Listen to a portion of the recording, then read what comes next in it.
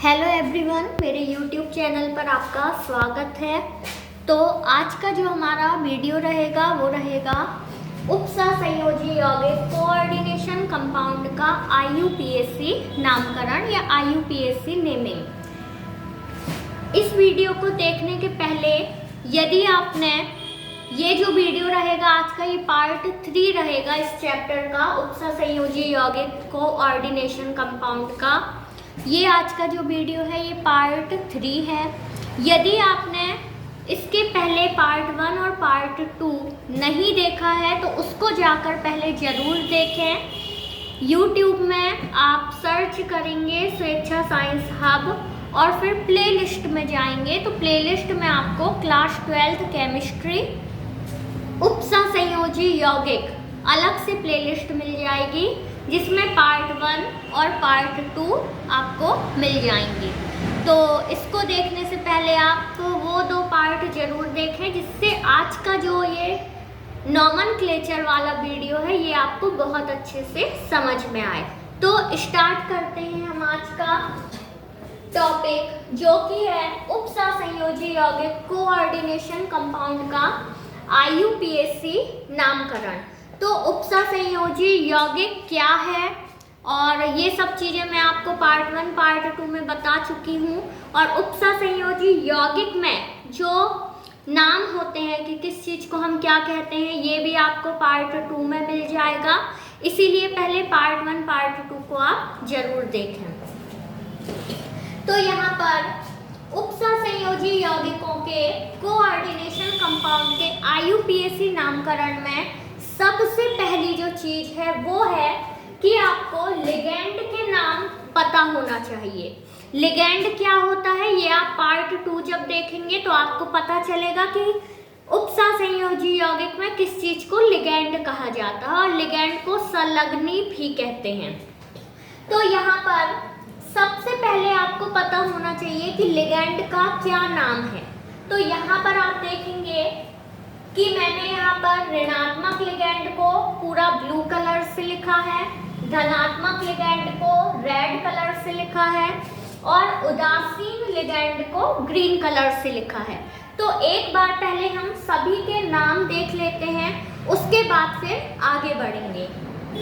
तो जो ऋणात्मक लिगेंड है, ऋणात्मक लिगेंड में थोड़ा सा यदि हमें कुछ नाम पता हो तो हम उसमें, जैसे ऋणायन के नाम के अंत में यदि IDE आइड लगा हो, ITE आइट लगा हो और ATE एट लगा हो तो इसके ई को हम हटाकर, ये सभी में देख रहे हैं आप ई लगा हुआ है, तो सभी के ई को हम क्या करेंगे, हटा देंगे और ई को हटाकर क्या जोड़ देंगे, ओ जोड़ देंगे। तो जब हम ओ जोड़ेंगे तो क्या हो जाएगा, IDE का IDE का हमने ई हटाया और ओ जोड़ा तो ये हो जाएगा इडो, IDO। ITE का हमने ई हटाकर ओ जोड़ा तो ये क्या हो जाएगा, ITO इटो। और ATE का हमने ई हटाया और ओ जोड़ा तो ये क्या हो जाएगा, एटो। क्लास 11th और क्लास 12th की केमिस्ट्री के प्रैक्टिकल में अम्लीय मूलक और क्षारीय मूलक का परीक्षण दिया हुआ होता है, उसमें आपने कई नाम देखे होंगे। यहाँ पर हम जैसे ऋणात्मक लिगेंड देख रहे हैं तो उसमें आपने अम्लीय मूलक के परीक्षण में कई नाम आपको ध्यान होंगे, जैसे कि सल्फाइड। देखिए यहाँ सल्फाइड आपको लिखा मिलेगा, कहीं पहले ही नंबर पर लिखा है सल्फाइड। तो सल्फाइड में क्या आता है इसके नाम में, लास्ट में IDE आता है। तो इसका हमने ई हटा दिया। ये काम हम सिर्फ कब करेंगे, जब हम उपसहसंयोजी यौगिकों में IUPAC नेमिंग करने के लिए लिगेंड का नाम लिखेंगे। बाकी सामान्यतः इनके नाम सल्फाइड, सल्फाइड, सल्फेट यही रहते हैं। लेकिन उपसहसंयोजी यौगिकों का जब हमें IUPAC नाम लिखना होगा तो लिगेंड के नाम में हम इनका IDE का ई हटा देंगे और ओ लगा देंगे, ITE का ई हटा देंगे, ओ लगा देंगे, इस तरह से करेंगे। तो यहाँ पर आपने सल्फाइड देखा होगा अम्लीय मूलक के परीक्षण में, सल्फाइट देखा होगा, और नाइट्राइट देखा होगा, नाइट्रेट देखा होगा। तो ये सभी नाम आपको यहाँ पर ऋणात्मक लिगैंड में देखने मिलेंगे, और उनके हम ई को हटा के क्या लिख देंगे, ओ लिख देंगे, और फिर ये ओ वाला ही नाम हम जब IUPAC नेम लिखेंगे तो यूज करेंगे। तो हम नाम देख लेते हैं यहाँ पर। सबसे पहले है S2-। अच्छा, जब यौगिक का नाम लिखा रहेगा तो उसमें ये आपको ऐसा 2- और 1- ये सब लिखा नहीं होगा। इसकी जरूरत हमको कि कितना आवेश है, ये आवेश क्या कहलाएगा, ऑक्सीकरण संख्या कहलाएगी। तो ये हमें उस IUPAC नाम में जब ऑक्सीकरण संख्या निकालना होगी तो ये हमें पता होना चाहिए कि मान लीजिए S लिखा है तो S हमें पता होना चाहिए कि इसके ऊपर आवेश या चार्ज कितना होता है, 2- होता है या -2 होता है। तो ये हमें ऑक्सीकरण संख्या में हेल्प करेगा। तो चलिए अब नाम देखते हैं हम। तो सबसे पहला है S2-। S2- का जो नाम होता है ये होता है सल्फाइड, और जब हम इसका लिगैंड के रूप में यूज करेंगे नाम तो इसका नाम हो जाएगा सल्फाइडो। ये ई हट गया, मैंने रेड कलर से राउंड भी किया है, और ई हटा के क्या लिख दिया, यहाँ ओ लिख दिया, तो इसका नाम हो गया सल्फाइडो। इसके बाद फिर है SO3-2-। SO3-2- का नाम क्या हो जाएगा, सल्फाइट है ये, तो इसका नाम हो जाएगा सल्फाइटो। फिर SO4-2- जो है ये है सल्फेट, तो SO4-2- का नाम हो जाएगा सल्फेटो। फिर NO3-1- ये क्या होता है, नाइट्रेट होता है, तो यहाँ पर ई हटा के वो लगाया तो ये हो गया नाइट्रेटो। फिर CH3COO1- ये होता है एसीटेट, आपने अम्लीय मूलक के परीक्षण में देखा होगा इसको। CH3COO1- ये है एसीटेट, तो एसीटेट का हम आखिरी का ई हटाएंगे और ओ लगा दिया तो इसका नाम हो जाएगा एसीटेटो। इसके बाद F1- F क्या होगा, फ्लोराइड होगा, तो ई हटा देंगे हम और ओ लगा देंगे तो ये हो जाएगा फ्लोराइडो, या इसको हिंदी में बुक में आपको फ्लोरिडो, और Cl1- के लिए क्लोरिडो, Br1- के लिए ब्रोमिडो, ऐसा लिखा भी मिल सकता है। तो हम फ्लोरिडो या फ्लोराइडो इस तरह का बोल सकते हैं। फिर Cl1- क्लोरिडो या क्लोराइडो, Br1- ब्रोमाइडो या ब्रोमिडो, I1- आयोडाइडो या आयोडिडो। इसके बाद CO3-2- कार्बोनेटो, ये कार्बोनेट होता है, अम्लीय मूलक के परीक्षण में आपने कार्बोनेट देखा होगा। तो इसका कार्बोनेट में लास्ट में क्या होता है, इसमें ATE होता है, तो E को हम हटा देंगे और O लगा देंगे तो हो गया कार्बोनेटो। इसके बाद C2O4-2- ऑक्सेलेटो, ये होता है ऑक्सिलेट, और ई हटा के ओ लगाया तो ये हो गया ऑक्सेलेटो। तो ये तो थे कि आइड, आइट और एट का ई हटा के ओ लगाने पर इस तरह के जो नाम आते थे उनकी लिस्ट थी। ये 11 नाम थे ऋणात्मक लिगैंड के। लेकिन कुछ ऋणात्मक लिगैंड ऐसे भी हैं जिनके नाम थोड़े अलग टाइप के हैं, तो यहाँ से ये लिखे हैं 11 ये हो गए जो ई हटा के ओ लगने वाले थे। इसके बाद यह नंबर एक कम हो गया है। इसके बाद फिर अगला है CNS। CNS का नाम हो जाएगा थायोसाइनेटो। CNS का नाम हो जाएगा थायोसाइनेटो। इसके बाद NH2- का नाम हो जाएगा इमाइडो, IMIDO, इमाइडो। फिर N3- इसका नाम हो जाएगा एजाइडो। फिर HS1- इसका नाम हो जाएगा मरकेप्टो। HS1- का नाम हो जाएगा मरकेप्टो। फिर OH1 माइनस, इसका नाम हो जाएगा हाइड्रोक्सो। OH1 माइनस का नाम है हाइड्रोक्सो। फिर O2 माइनस, O2 माइनस का नाम होगा ऑक्सो। फिर नेक्स्ट है O2 माइनस, O2 माइनस का नाम हो जाएगा पर ऑक्सो। इसके बाद CN1 माइनस, CN1 माइनस का नाम हो जाएगा साइनो।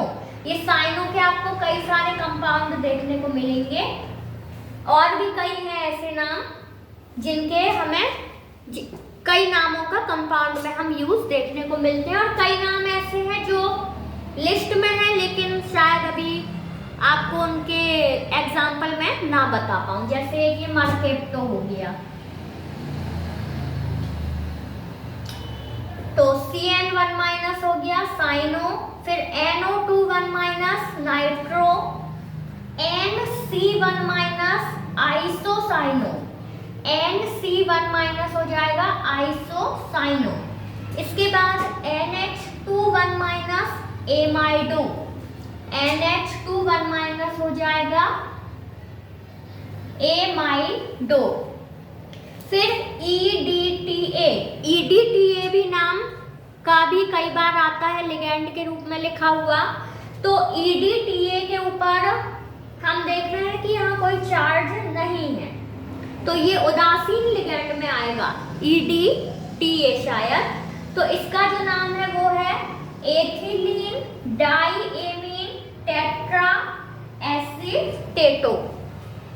तो ये जो ब्लू कलर के पेन से आपने पूरे लिखे हुए देखे हैं, ये है ऋणात्मक लिगेंड। अब हम देखेंगे धनात्मक लिगेंड, जो यहाँ आप रेड कलर के पेन से लिखे देख रहे हैं। तो धनात्मक लिगेंड में पहला है NO1+, इसका हो जाएगा नाइट्रोसोनियम। NO1+ का नाम हो जाएगा नाइट्रोसोनियम। फिर NO2 का नाम हो जाएगा नाइट्रोनियम, NO2 का नाम है नाइट्रोनियम। इसके बाद NH2 single bond NH3 1+ charge है, इसका नाम हो जाएगा हाइड्रोजीनियम। इसके बाद Br1+, इसका नाम हो जाएगा ब्रोमोनियम। यहाँ पर हमने Br1- देखा था ऋणात्मक लिगेंड में, तो इसका हमने नाम देखा था ब्रोमाइडो या ब्रोमिडो, और जब यहाँ पर ये Br1+ है धनात्मक लिगेंड, तो इसका नाम हो गया ब्रोमोनियम। अब इसके बाद हम देखेंगे उदासीन लिगेंड, जो आपको यहाँ ग्रीन कलर के पेन से लिखे दिख रहे हैं। तो उदासीन लिगेंड में पहला है H2O। H2O पानी होता है, लेकिन जब लिगेंड के रूप में H2O दिया हुआ होगा तो इसका हम नाम क्या देखेंगे, एक्वा। फिर दूसरा है NH3, NH3 का नाम है एमीन। फिर थर्ड है CO,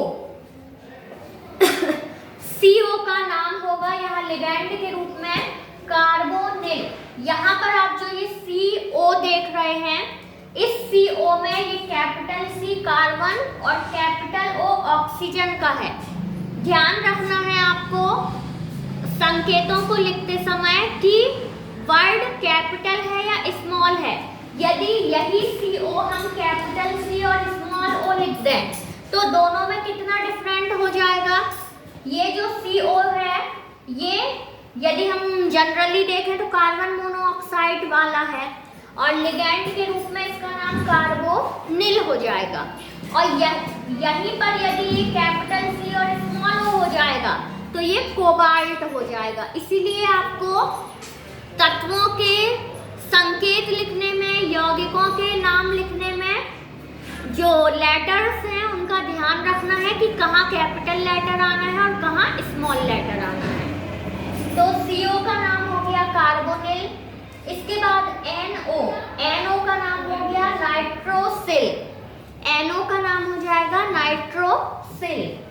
इसके बाद OH हो जाएगा हाइड्रोक्सिल, OH का नाम क्या हो जाएगा, हाइड्रोक्सिल।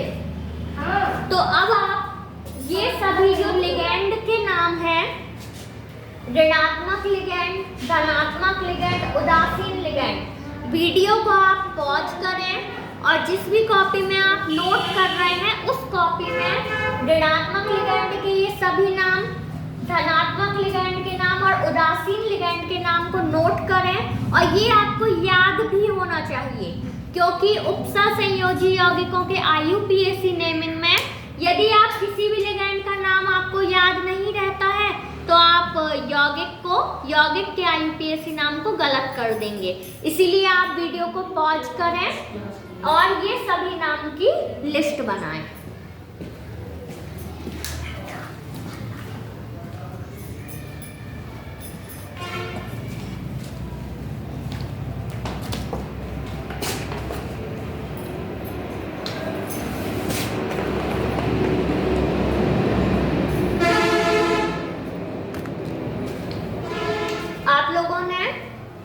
वीडियो को पॉज करके सभी लिगेंड के नाम नोट कर लिए होंगे। अब हम आते हैं IUPAC नेमिंग का फॉर्मूला या किस तरह से करना है उस पर। तो यहाँ आप देख रहे हैं, हम कोई भी हम उपसह संयोजी यौगिक का IUPAC नेम करेंगे तो सबसे पहले धनायन लिखा जाता है और उसके बाद फिर ऋणायन लिखा जाता है। ये प्लस का चिन्ह हमें नहीं लगाना है, कैसे शब्दों को जोड़ना है इसीलिए बीच में हमने प्लस लगा दिया है। बाकी किसी भी उपसह संयोजी यौगिक का हम IUPAC नेमिंग करेंगे तो सबसे पहले जो उसका धनायन वाला हिस्सा रहेगा उसका नाम लिखेंगे और उसके बाद ऋणायन वाले हिस्से का नाम लिखेंगे। तो यहाँ पर आप देखेंगे कि मैंने ये इतने हिस्से को दो भागों में बांटा है। ये हो गया यहाँ पहला सूत्र, एक ये रेड कलर से लिखा यहाँ, ये पहला सूत्र है और ये यहाँ पर दूसरा सूत्र है। तो दो फॉर्मूले मैंने क्यों बनाए हैं वो भी आपको यहाँ पर पता चलेगा। तो देखिए, मैंने वीडियो के स्टार्टिंग में बोला था कि यदि आप आज उपसह संयोजी यौगिक का IUPAC नेमिंग वाला आज का पार्ट 3 वीडियो है, ये यदि देख रहे हैं तो इसके पहले आप पार्ट 1 और पार्ट 2 देखें, क्योंकि पूरा इंट्रोडक्शन मैं पार्ट 1 पार्ट 2 में बता चुकी हूँ कि किसको क्या कहते हैं। तो वो जब तक आप नहीं देखेंगे तो यहाँ आप फिर कंफ्यूज हो जाएंगे। तो उपसह संयोजी यौगिक के IUPAC नेमिंग करने के लिए धनायन वाले पार्ट को पहले लिखते हैं और उसके बाद ऋणायन वाले पार्ट को लिखते हैं। तो अब देखिए, जो यौगिक हैं, आपको अभी दो तरह के यौगिक हो सकते हैं, कैसे, उसके बारे में मैंने फॉर्मूला बताया है। यहाँ पर दो तरह के आपको उपसह संयोजी यौगिकों के सूत्र कैसे देखने मिल सकते हैं। देखिए, एक आपको एक तरह का ऐसा देखने मिल सकता है कि जिसमें सरल धनायन और बाद में बड़ा ब्रैकेट रहेगा जिसको कहा जाता है संकुल। तो जब बड़े ब्रैकेट के आगे कोई नाम लिखा हुआ होगा तो वो होगा धनायन। ये चीज आप ध्यान रखेंगे। जो आप उपसह संयोजी यौगिकों के नाम देखेंगे तो उसमें आपको ऐसे बड़े ब्रैकेट में नाम दिखेंगे। तो यदि बड़े ब्रैकेट के नाम के पहले कोई यहाँ पर आपको नाम लिखा मिल रहा है, जैसे यहाँ पर फॉर एग्जांपल ये हमने लिखा है ब्लू पेन से, आप देखेंगे K4, ये ब्रैकेट के बाहर है, बड़े ब्रैकेट के बाहर, फिर ब्रैकेट के अंदर का ये हिस्सा है। तो यहाँ पर बड़े ब्रैकेट के बाहर का जो भाग है वो क्या कहला जाएगा, सरल धनायन कहला जाएगा। जैसे यहाँ K4 है, ये क्या कहला जाएगा, सरल धनायन कहला जाएगा। अब इसके बाद जो पूरा ब्रैकेट है वो ब्रैकेट क्या कहला जाएगा, संकुल ऋणायन कहला जाएगा। बाहर का भाग हमने बताया कि जो नाम लिखेंगे तो पहले धनायन लिखेंगे उसके बाद ऋणायन लिखेंगे। तो यहाँ ब्रैकेट के बाहर का भाग सरल धनायन कहलाएगा और ब्रैकेट के अंदर जो पूरा भाग रहेगा वो अब क्या कहला जाएगा, संकुल ऋणायन कहलाएगा। तो संकुल ऋणायन में या संकुल ऋणायन हो या संकुल धनायन हो, ये कल के पार्ट 2 में हम बता चुके हैं। तो इसमें अंदर क्या रहता है, केंद्रीय धातु रहती है और साथ में लिगैंड रहता है। केंद्रीय धातु क्या होती है, लिगैंड क्या होता है, लिगैंड की उपसंयोजन संख्या क्या होती है, ये सभी चीजें जानने के लिए आपको कल का पार्ट 2 देखना जरूरी है, नहीं तो नहीं पता चलेगा। तो संकुल ऋण आयन में क्या रहेगा, केंद्रीय धातु और प्लस लिगैंड रहेगा। अब देखिए यहाँ पर जो ब्रैकेट होता है, ये ब्रैकेट को हम संकुल कहेंगे, ठीक है। अब इस ब्रैकेट के बाहर कोई यहाँ पर धातु दी है और वो धन आयन है, तो इसको हमने संकुल ऋण आयन बोला। यदि संकुल ऋण आयन होता है तो संकुल नाम में, यदि संकुल क्या होगा, ऋण आयन होगा, तो जो इसमें केंद्रीय धातु रहेगी, ये केंद्रीय धातु रहेगी, इसके नाम में हम क्या करेंगे, लास्ट में ATE जोड़ देंगे, ठीक है। अभी पूरा फॉर्मूला और फिर इसके एग्जांपल बताएंगे। तो यदि संकुल ऋण आयन होता है, यदि संकुल धन आयन होगा, तब हम उसका जो धातु का नाम है वही सामान्य नाम लिखेंगे। जैसे प्लैटिनम धातु है तो प्लैटिनम लिखेंगे, ठीक है। और कोई भी यदि धातु का नाम आता है, कोबाल्ट आता है तो कोबाल्ट लिखेंगे। लेकिन यदि संकुल ऋण आयन है, यहाँ पर ये संकुल क्या है, ऋण आयन है, तो यहाँ पर हम जो केंद्रीय धातु का नाम लिखेंगे उसमें हम लास्ट में क्या लगा देंगे, ATE लगा देंगे। तो ये हुआ अभी अपना उपसंयोजी यौगिक में कि आगे सरल धन आयन और ब्रैकेट में पूरा क्या हुआ, संकुल ऋण आयन हुआ। अब इसके नाम को लिखने का जो पूरा फॉर्मूला है, सीक्वेंस है कि कैसे लिखना है, तो इसको हम कैसे लिखेंगे ये देखिएगा। सबसे पहले हम लिखेंगे, देखो यहाँ मैंने ब्लैक कलर से ये पूरा लिखा है और सूत्र लिख दिया है। जैसे हम मैथ में सूत्र में कोई भी वैल्यू को इनपुट करके लिखते हैं, वैसे ही इस ब्लैक कलर से लिखे हुए फॉर्मूले में हमें पूरा उपसंयोजी यौगिक का जैसे जैसे नाम लिखना हो वो लिखेंगे, तो एक उपसंयोजी यौगिक का IUPAC नाम आ जाएगा। तो सबसे पहले है यहाँ सरल धनायन का नाम। सरल धनायन का नाम क्या होगा, जो ये बड़े ब्रैकेट के बाहर दिया हुआ है, ठीक है।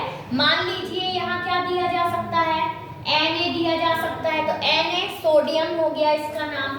K दिया जा सकता है, तो K क्या हो गया, पोटेशियम हो गया। तो ये हो गए सरल धनायन के नाम। सरल धनायन के नाम के बाद अब क्या आता है, पूरा ब्रैकेट बचता है, ब्रैकेट का नाम लिखना है। तो ब्रैकेट क्या कहलाता है, संकुल कहलाता है। और जब हम संकुल का नाम लिखते हैं तो स्मॉल लेटर से लिखते हैं, पूरा ये बड़े ब्रैकेट के अंदर जितना नाम होगा उसको स्मॉल लेटर से लिखेंगे। और संकुल के नाम में कहीं भी हम जगह नहीं छोड़ते हैं, एक साथ पूरा नाम लिखते जाते हैं। अभी एग्जाम्पल में आपको सारी चीजें क्लियर होंगी और इतना आप समझ लीजिए। इसके बाद फिर हम कई सारे एग्जाम्पल को भी देखेंगे। तो कहीं भी हम क्या नहीं करेंगे, संकुल का नाम लिखने में जगह नहीं छोड़ेंगे। अब सरल हमने धनायन का नाम लिख लिया। सरल धनायन का नाम लिखने के बाद आती है संकुल के नाम लिखने की। तो इसमें हम कैसे सीक्वेंस में लिखेंगे, सबसे पहले लिखेंगे लिगैंड की उपसंयोजन संख्या। लिगैंड की उपसंयोजन संख्या क्या होती है, ये कल हमने बताया था पार्ट 2 में कि जो केंद्रीय धातु होती है, जैसे इस एग्जांपल में हम देखें ये ब्लू कलर से जो लिखा है, तो केंद्रीय धातु इसमें क्या है, बड़े ब्रैकेट में Fe जो है ये क्या कहलाएगी, सेंट्रल मेटल, केंद्रीय धातु कहलाएगी। और केंद्रीय धातु चारों तरफ से जो किसी भी समूह से, आयन से या परमाणु से जुड़ी हुई होती है वो क्या कहलाता है, लिगैंड कहलाता है। जैसे यहाँ पर Fe क्या हो गई, केंद्रीय धातु हो गई, सेंट्रल मेटल। Cn क्या हो गया, यहाँ क्या कहलाएगा, लिगैंड कहलाएगा। और कितने Cn से घिरा हुआ है Fe, तो 6 Cn से घिरा हुआ है उपसंयोजी बंध के द्वारा, या जुड़ा है कह सकते हैं हम। तो उपसंयोजन संख्या क्या हो जाएगी, उपसंयोजन संख्या क्या हो जाएगी लिगैंड की, जितने उपसंयोजी बंध से केंद्रीय धातु जुड़ी हुई होती है वो कहलाएगी उपसंयोजन संख्या। तो यहाँ पर जैसे हम देख रहे हैं Cn ब्रैकेट में और बाहर 6 लिखा है, मतलब जो Fe है केंद्रीय धातु है, ये 6 CN से जुड़ी हुई है, तो ये 6 क्या कहलाएगी? इसकी उपसंयोजन संख्या कहलाएगी। और उपसंयोजन संख्या को हम कैसे लिखते हैं? इसको लिखा जाता है, जैसे यहाँ 6 है तो 6 को क्या कहेंगे? हेक्सा कहेंगे। यदि 2 होगा तो 2 के लिए डाई कहेंगे, 3 होगा तो 3 के लिए ट्राई कहेंगे, 4 होगा तो 4 के लिए टेट्रा कहेंगे, 5 होगा तो 5 के लिए पेंटा कहेंगे, और 6 होगा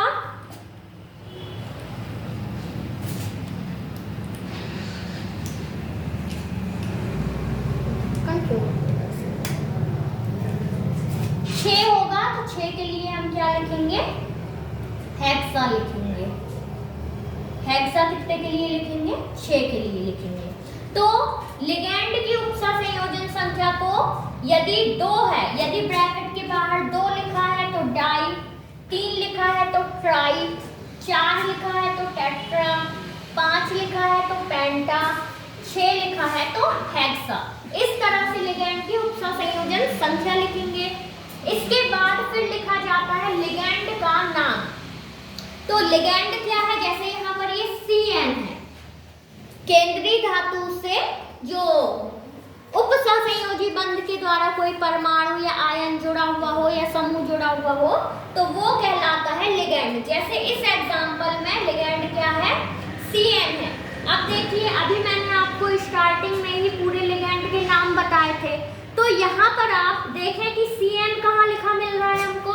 ये लिखा मिल रहा है यहाँ CN। ऋणात्मक लिगैंड में हमको ये CN लिखा मिल रहा है यहाँ, और CN का नाम क्या लिखना है हमको? साइनो लिखना है। तो यहाँ पर जैसे हमने साइनो लिख दिया। फिर लिगैंड के नाम के बाद अब हमें क्या लिखना है? केंद्रीय धातु का नाम लिखना है। तो यहाँ पर आप देख रहे हैं कि जो ये संकुल है, संकुल क्या है? ऋणायन है। ऋणायन है, ये हमें कैसे पता चला? क्योंकि हमेशा जो यौगिक का नाम लिखा जाता है वो पहले धनायन और उसके बाद में ऋणायन लिखा जाता है। और ब्रैकेट के बाहर यहाँ पर हमको लिखा मिल रहा है कि कोई भी धातु लिखी हुई है तो वो क्या होगी? धनायन हो जाएगी। और फिर ब्रैकेट के अंदर का पूरा जो पार्ट है संकुल, वो ऋणायन कहला जाएगा। तो जब संकुल ऋणायन हो तो क्या लिखते हैं हम? केंद्रीय धातु का जब नाम लिखेंगे तो उसके नाम के पीछे हमें 8 जोड़ देना है। जैसे प्लैटिनम लिखेंगे, मान लीजिए यहाँ संकुल के अंदर प्लैटिनम है Pt, तो हम इसका नाम प्लैटिनम नहीं लिखेंगे, प्लैटिनेट लिखेंगे। ठीक है। यदि कोबाल्ट होगा तो कोबाल्टेट लिखेंगे। इसी तरह से यदि आयरन होगा Fe, तो आयरन का नाम क्या लिखा जाता है? फेरेट लिखा जाता है। तो ये कुछ चीजें ध्यान रखना पड़ेंगी, आप नोट जरूर करते जाएं। यदि आयरन है तो आयरन का नाम क्या लिखेंगे हम? फेरेट लिखेंगे।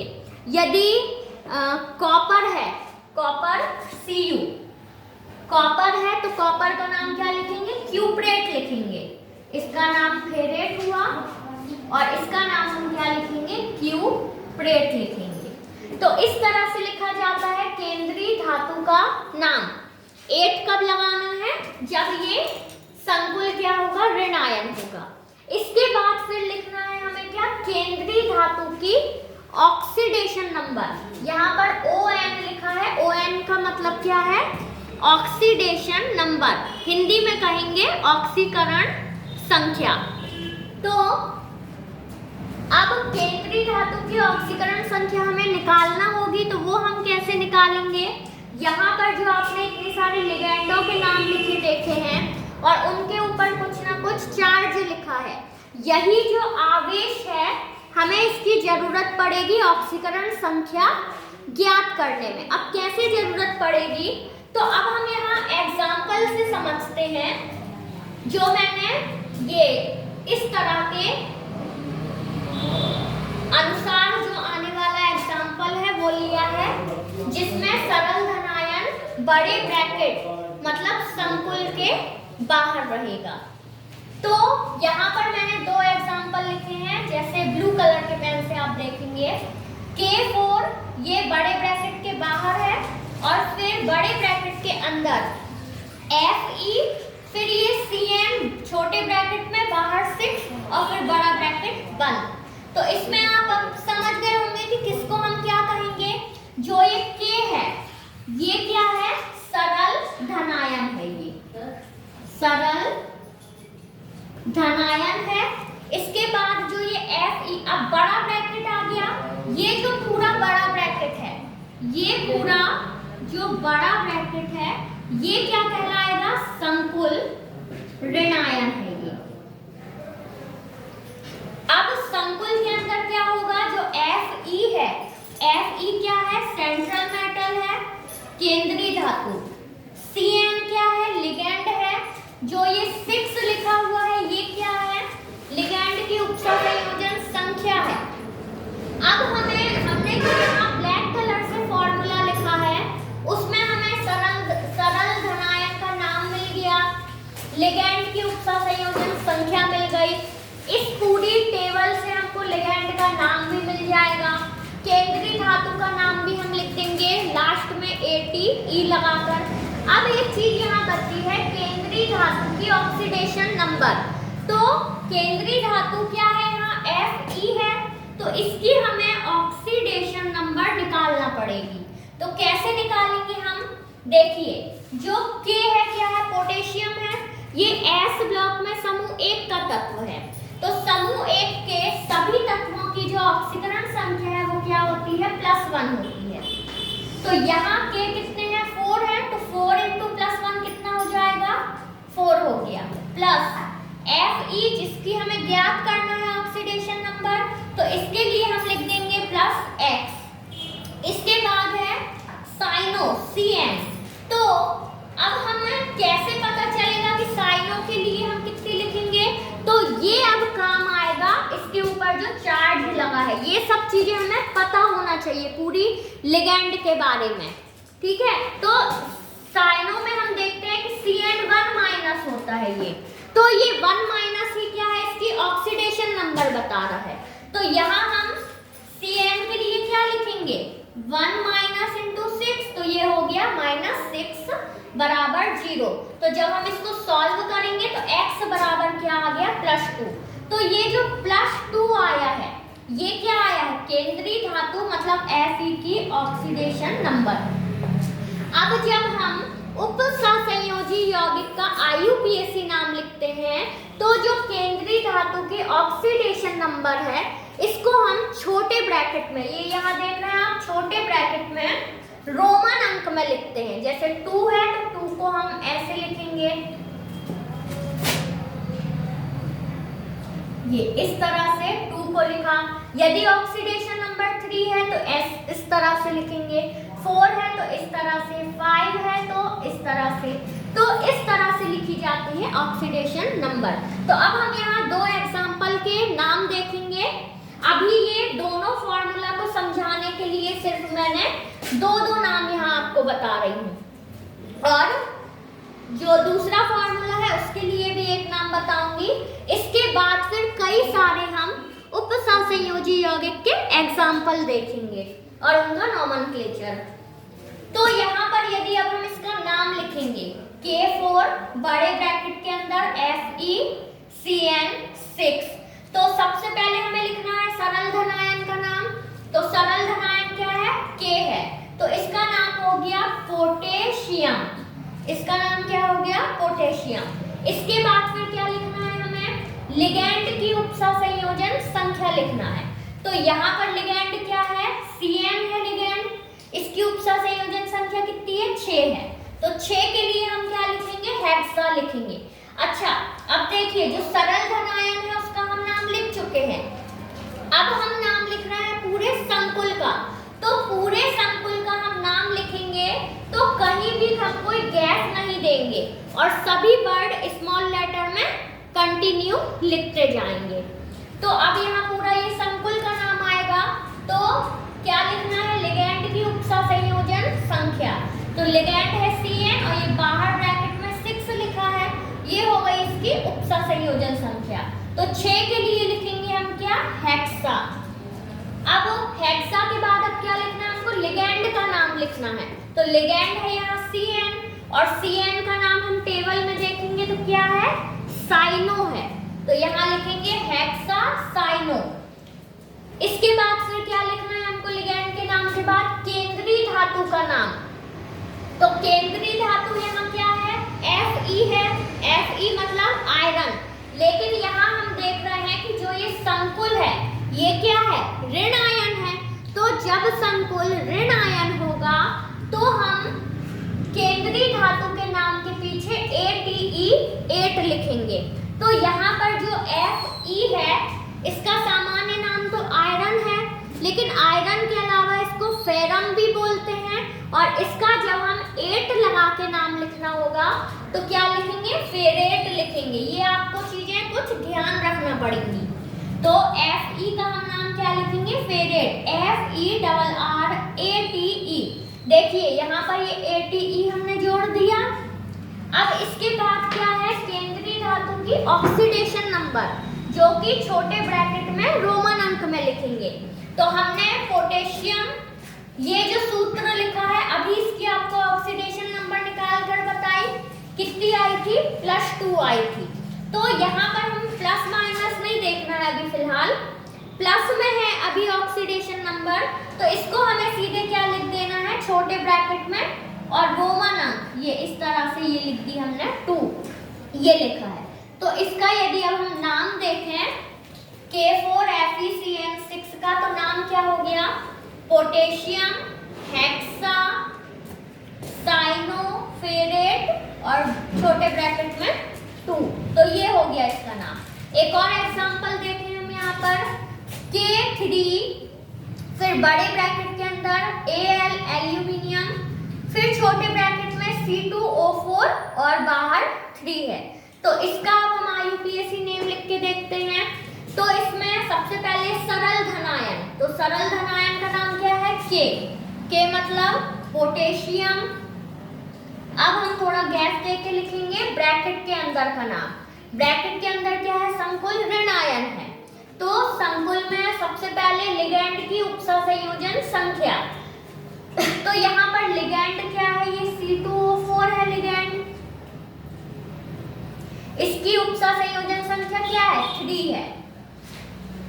तो 3 के लिए लिखेंगे ट्राई। अब इसके बाद लिगेंड का नाम, तो C2O4 का हम नाम देखेंगे क्या होता है। तो यहाँ आप ऋणात्मक लिगेंड की ये पहली टेबल में ही देख रहे हैं, ये लिखा है C2O4, और C2O4 के ऊपर हम देख रहे हैं कि चार्ज क्या रहता है, 2- रहता है। तो ये हमें अभी ऑक्सीडेशन नंबर निकालने में काम आएगा, जो 2 है, 2-। तो C2O4 का नाम क्या होता है, ऑक्सीलेटो। तो यहाँ हम लिख देंगे, अभी हमने लिगेंड की उपसंयोजन संख्या लिखी है ट्राई। अब कंटिन्यू बिना गैप के हम लिखते जाएंगे ऑक्सीलेटो, ये हो गया ऑक्सीलेटो। अब क्या लिखना है हमें लिगेंड के नाम के बाद, केंद्रीय धातु का नाम। तो अभी आप जान रहे हैं कि ये क्या है, संकुल ऋणायन है, तो इसीलिए हम 8 लगाएंगे जो भी धातु होगी। तो यहाँ केंद्रीय धातु क्या है, एल्यूमिनियम है। तो एल्यूमिनियम का नाम हम 8 लगा के लिखेंगे तो क्या हो जाएगा, एल्यूमिनेट। क्या हो जाएगा, एल्यूमिनियम का नाम एल्यूमिनेट हो जाएगा। इसके बाद फिर आगे आते हैं, क्या लिखना है फॉर्मूला में, केंद्रीय धातु की ऑक्सीडेशन नंबर, ऑक्सीकरण संख्या। तो K3Al C2O4 ट्राइस का यदि हम ऑक्सीडेशन नंबर निकालेंगे किसकी, केंद्रीय धातु की, मतलब एल्यूमिनियम की, तो यहाँ निकाल कर देखते हैं हम। तो पोटेशियम S ब्लॉक के समूह 1 का तत्व है, तो इसकी ऑक्सीडेशन नंबर निश्चित है +1 होगी। तो +1 × 3 हो गया 3, फिर प्लस एल्यूमिनियम के लिखेंगे, एल्यूमिनियम के लिए लिखेंगे X, फिर प्लस ऑक्सीलेटो। ऑक्सीलेटो कितने हैं, 3 हैं, लेकिन इसके ऊपर ऑक्सीडेशन नंबर आवेश कितना है, तो 2- है, तो -2 × 3 करेंगे और बराबर ब्रैकेट ब्रैकेट के ऊपर यहाँ कोई आपको चार्ज लिखा नहीं दिख रहा तो बराबर के बाहर 0 लिखेंगे। तो कितना हो गया ये x की यदि हम वैल्यू निकालेंगे तो ये हो गया -6 और -6 में से +3 करेंगे तो हो जाएगा -3 को बराबर के उस साइड ले जाएंगे तो x बराबर आ जाएगा +3। तो ये जो +3 आई है ये क्या आई है, ऑक्सीडेशन नंबर आई है। तो इसको हम यहाँ लिख देंगे छोटे ब्रैकेट में रोमन में इस तरह से 3। तो ये फॉर्मूला और ये जो नाम हुए ये किसके हुए हैं, जब सरल धनायन कहाँ हो, ब्रैकेट के बाहर हो। तो ब्रैकेट के बाहर जब कोई धातु का नाम लिखा हो, कोई तत्व वगैरह का नाम लिखा हुआ हो तो वो कहला जाएगा सरल धनायन और ब्रैकेट फिर कहला जाएगा संकुल ऋणायन। अब ये हो गया जब संकुल ऋणायन हो। अब हम देखेंगे दूसरा फॉर्मूला। तो दूसरा फॉर्मूला में क्या होगा, जब ब्रैकेट में क्या हो, संकुल धनायन हो। अभी जो धनायन था वो सरल धनायन था, ब्रैकेट के बाहर था। अब क्या है, पहले ब्रैकेट है और ब्रैकेट के बाद फिर कोई क्या लिखा है, तत्व वगैरह का नाम लिखा है। तो ब्रैकेट अब क्या कहला जाएगा, पहले जो चीज लिखी हुई होती है वो धनायन कहलाती है और बाद की चीज क्या कहलाती है, ऋणायन कहलाती है। तो अब पहले आपको कुछ यौगिकों में पहले ब्रैकेट लिखा दिखेगा, जैसे यहाँ एग्जांपल ये लिखा है हमने CONH3 के बाहर 6 और बाहर देखो बड़े ब्रैकेट के बाहर Cl लिखा है। तो अब जो ये बड़ा ब्रैकेट है ये क्या कहला जाएगा, संकुल धनायन कहला जाएगा और बाहर जो लिखा हुआ है वो कहला जाएगा सरल ऋणायन। तो फॉर्मूला अब इसका क्या हो जाएगा, सबसे पहले लिगैंड की उपसंयोजन संख्या। तो लिगैंड की उपसंयोजन संख्या बता चुके हैं क्या होगी, जो केंद्रीय धातु है जितने लिगैंड से जुड़ी हुई होगी वो क्या कहलाएगी, उपसंयोजन संख्या। जैसे यहाँ पर NH3 क्या है, ये लिगैंड है और इसके बाहर लिखा है ब्रैकेट के 6, तो 6 क्या हो गई, इसकी उपसंयोजन संख्या हो गई। इसके बाद लिगैंड का नाम, तो लिगैंड का नाम ये टेबल से ही हमको लिखना है देख के। फिर केंद्रीय धातु का नाम, तो देखिए अभी जब संकुल ऋणायन था तो केंद्रीय धातु के नाम में हम ATE 8 लगा रहे थे, लेकिन अब यहाँ क्या है, संकुल धनायन है। तो यहाँ पर हम केंद्रीय धातु का जो सामान्य नाम है वही लिखेंगे। एल्यूमिनियम होगा तो एल्यूमिनियम लिखेंगे, प्लैटिनम होगा तो प्लैटिनम लिखेंगे, कोबाल्ट होगा तो कोबाल्ट, सामान्य नाम लिखेंगे, ATE नहीं लगाएंगे। तो केंद्रीय धातु का नाम सामान्य नाम लिखेंगे प्लस फिर केंद्रीय धातु की ऑक्सीकरण संख्या, ऑक्सीडेशन नंबर, X की वैल्यू जैसे हम यहाँ निकाल रहे थे वैसे ही निकालेंगे। और फिर है सरल ऋण आयन। अब जो यहाँ पर ये ऋण आयन है इसका भी नाम हम क्या लिखेंगे, सामान्य लिखेंगे, जो भी होगा आइड के रूप में लिखेंगे। यदि Cl लिखा है तो क्लोराइड, Br लिखा है तो ब्रोमाइड। मतलब जैसे यहाँ आप देख रहे हैं ना ये ऋणात्मक लिगैंड के जैसे नाम दिए हुए हैं उसी तरह लिखेंगे। यदि Cl है तो क्लोराइड 2 दिया है लेकिन क्लोराइड लिखेंगे हम, ठीक है। तो अब यहाँ हम एग्जांपल देख लेते हैं। एक बड़े ब्रैकेट में सबसे पहले लिखा है CO, फिर छोटे ब्रैकेट में NH3 और बाहर 6, फिर ये पूरा बड़ा ब्रैकेट बंद हो गया, इसके बाहर लिखा है Cl3। तो इसका अब हम नाम लिखेंगे। तो सबसे पहले लिखना है लिगैंड की उपसंयोजन संख्या। तो यहाँ लिगैंड क्या है, NH3 है और इसके ब्रैकेट के बाहर 6 लिखा है। तो इसकी उपसंयोजन संख्या को हम क्या लिखेंगे, हेक्सा लिखेंगे। देखिए यहाँ डाई, ट्राई, टेट्रा, पेंटा, हेक्सा इस रूप में लिखी जाती है, तो क्या लिखेंगे, हेक्सा। इसके बाद फिर लिखना है लिगैंड का नाम। तो लिगैंड यहाँ क्या है, NH3 है। तो अब हम टेबल में देखेंगे कि NH3 कहाँ है और उसका नाम क्या है। तो देखें यहाँ उदासीन लिगैंड में हमको NH3 लिखा दिख रहा है, ये है ग्रीन कलर से NH3।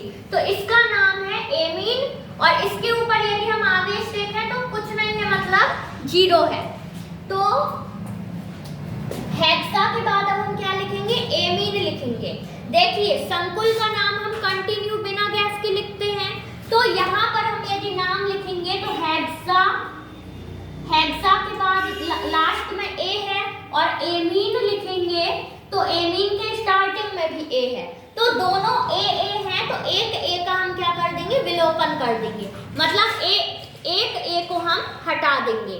तो यहाँ पर हेक्सा, फिर इसी ए से शुरू करके एमीन, इसके बाद लिगेंड का नाम हो गया। अब लिखना है केंद्रीय धातु का नाम, तो केंद्रीय धातु का सामान्य नाम लिखना है। केंद्रीय धातु यहाँ क्या है, कोबाल्ट है, तो हेक्सा एमीन कोबाल्ट लिख लिया। इसके बाद फिर क्या लिखना है, केंद्रीय धातु की ऑक्सीकरण संख्या, तो केंद्रीय धातु यहाँ कोबाल्ट है, इसकी हम ऑक्सीकरण संख्या ज्ञात कर लेंगे। कोबाल्ट की ज्ञात करना है तो X, इसके बाद फिर NH3 हमने देखा कि वहां क्या है, उदासीन लिगेंड है, जिसके ऊपर शून्य आवेश है, कोई आवेश नहीं है, मतलब शून्य आवेश है, तो शून्य लिखेंगे। शून्य को किसी भी संख्या से गुणा करेंगे तो शून्य ही आएगा, तो NH3 भले ही 6 है, 6 का गुणा शून्य से करेंगे तो आएगा शून्य। फिर प्लस जो ये क्लोराइड है Cl3, तो Cl3 की यदि हम Cl के ऊपर चार्ज देखें तो यहाँ पर आपको -1 चार्ज दिखेगा ये, तो इसकी ऑक्सीडेशन नंबर हम क्या लिखेंगे, -1 लिखेंगे। तो -1 और इंटू 3 करेंगे तो क्या हो गया, -3 हो गया। इसको सॉल्व करेंगे तो x बराबर क्या आ गया, +3 आ गया। तो यहाँ फॉर्मूले में केंद्रीय धातु की ऑक्सीडेशन नंबर हम छोटे ब्रैकेट में रोमन अंक में लिख देंगे 3।